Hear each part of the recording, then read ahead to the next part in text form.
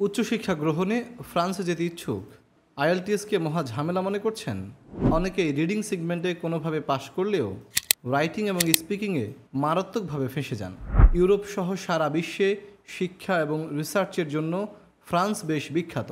দেশটিতে একজন শিক্ষার্থী হিসেবে আপনি এমন অনেক কোর্স করার সুযোগ পাবেন, যেখানে যুক্ত হতে আপনাকে কোনো আইএলটিএস দিতে হবে না।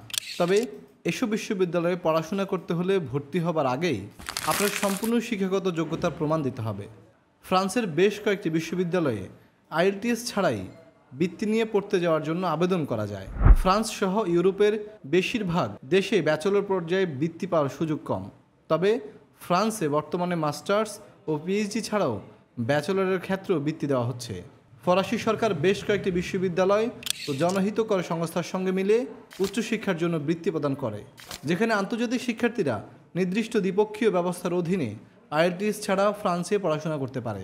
চলুন জেনে নেওয়া যাক আইএলটিএস ছাড়াই বৃত্তি নিয়ে অধ্যয়ন করা যায় ফ্রান্সের এমন বেশ কয়েকটি জনপ্রিয় বিশ্ববিদ্যালয়ের নাম।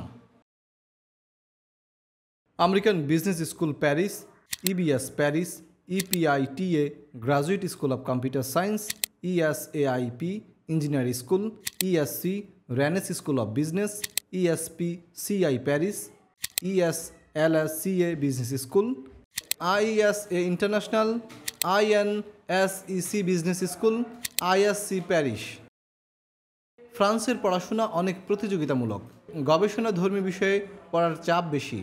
বেশিরভাগ ক্ষেত্রে সপ্তাহে 5 দিন সকাল 8টা থেকে বিকাল 5টা পর্যন্ত ক্লাস থাকে। এর মধ্যে class, lab, presentation, seminar, project work থাকে।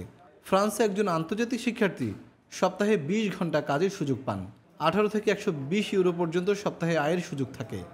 কোনো শিক্ষার্থী যদি পড়াশোনা ভালোভাবে শেষ করেন ও ভাষা দক্ষতা অর্জন করেন, তাহলে ফ্রান্সে চাকরি পাওয়া সম্ভব। উদ্যোক্তা হিসেবে কাজ করতে পারেন। ফ্রান্সে একটানা 5 বছর বৈধভাবে থাকার পর শর্ত সাপেক্ষে স্থায়ী বসবাসের পিআরের জন্য আবেদন করতে পারেন। সব শর্ত রক্ষিত হলে পেয়ে যাবেন ফ্রান্সের নাগরিকত্ব।